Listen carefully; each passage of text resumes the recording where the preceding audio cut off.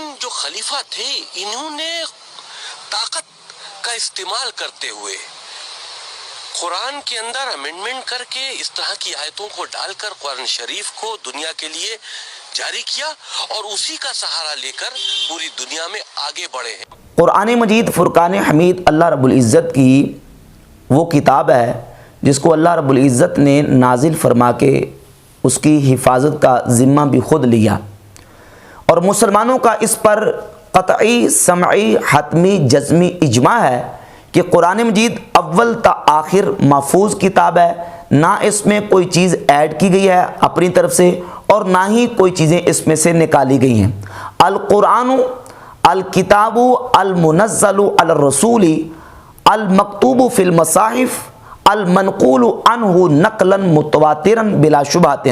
قرآن وہ کتاب ہے جو رسول صلی اللہ علیہ وآلہ وسلم پر نازل کی گئی، جو مصاحف میں لکھ دی گئی اور نبی کریم صلی اللہ علیہ وآلہ وسلم سے متواتراً بلا شبہ منقول ہے،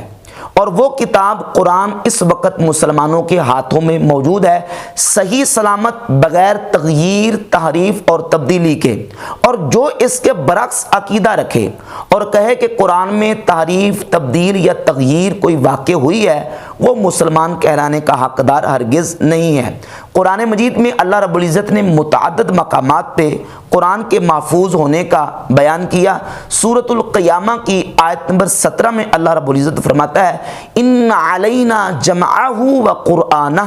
بے شک اس کتاب یعنی قرآن کا محفوظ کرنا اور پڑھنا ہمارے ذمہ ہے۔ اس کتاب کا محفوظ کرنا، جمع کرنا اور یعنی آپ کی زبان پر ہے محبوب صلی اللہ علیہ وسلم جاری کر دینا، یہ ہمارے ذمہ ہے۔ اسی طرح سورہ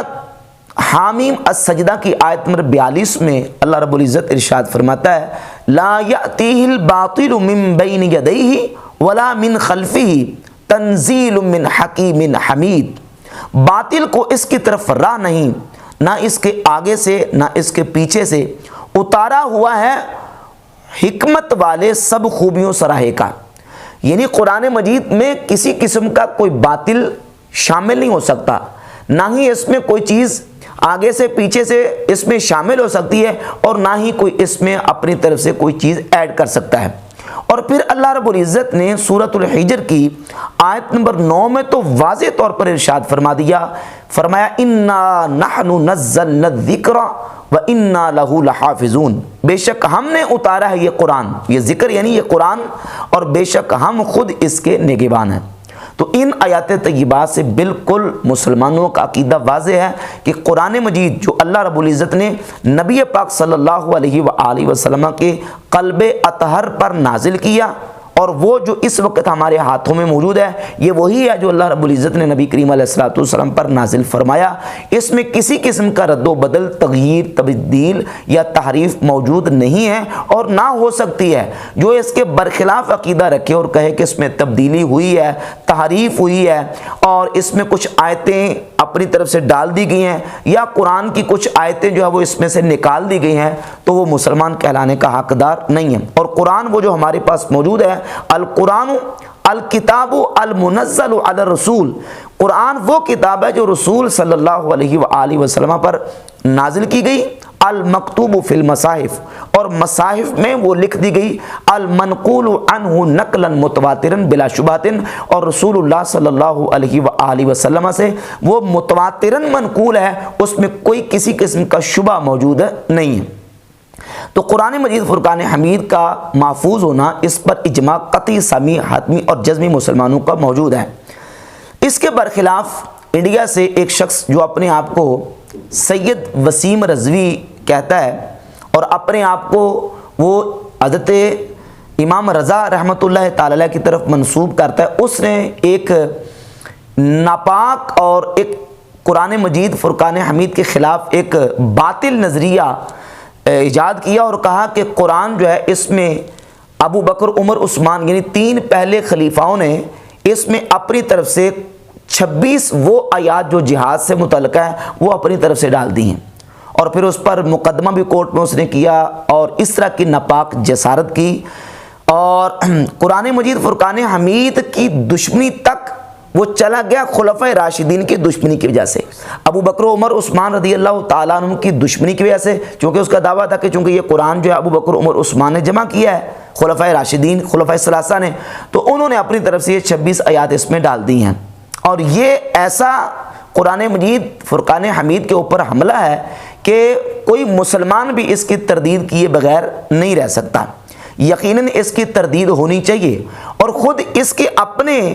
طبقے کے بعض علماء کی طرف سے تردید آئی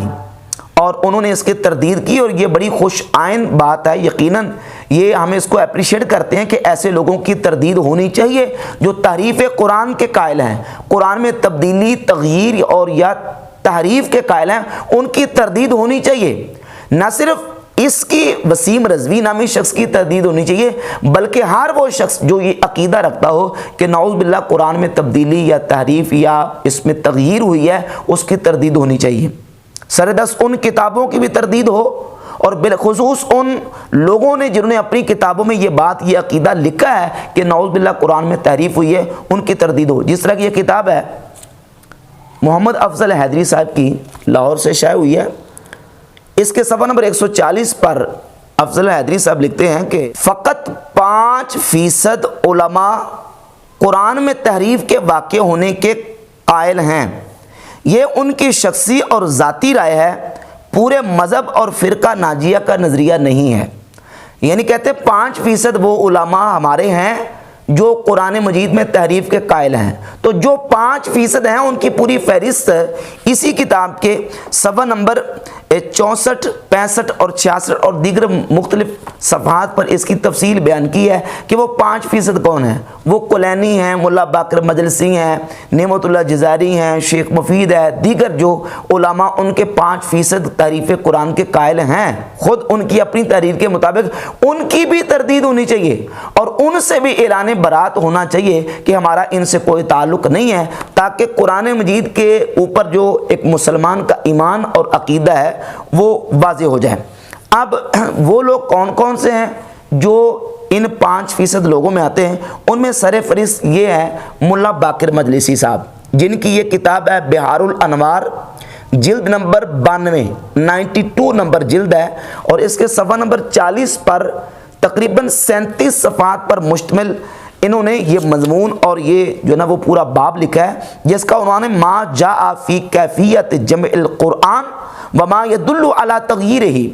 اس بات کا بیان کہ قرآن پاک کو کس طرح جمع کیا گیا، وما یدل علی تغییرہ، اور قرآن میں کس طرح تبدیلی اور تغییر کی گئی، اس بات کا بیان، اور پھر 37 صفحات پر روایات اور واقعات ذکر کیے ہیں کہ نعوذ باللہ تعالیٰ اس طرح قرآن میں تبدیلی کی گئی۔ یہ کتاب ہے الانوار النعمانیہ، نعمت اللہ جزائری کی، اس کی جلد نمبر 2 کے صفحہ نمبر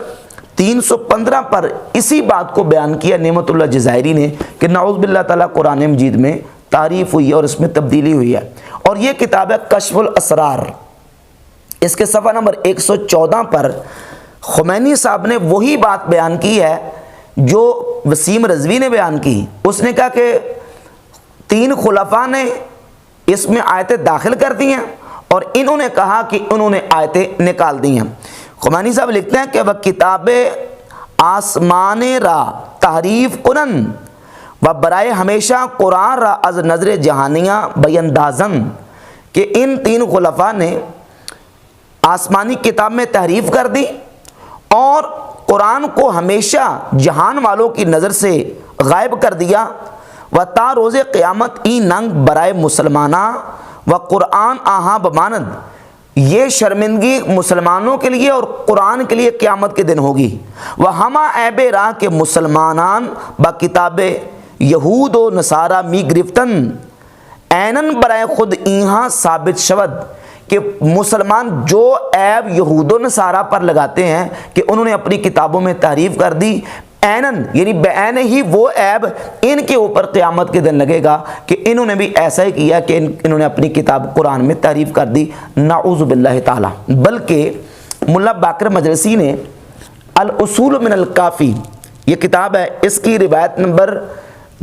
3584،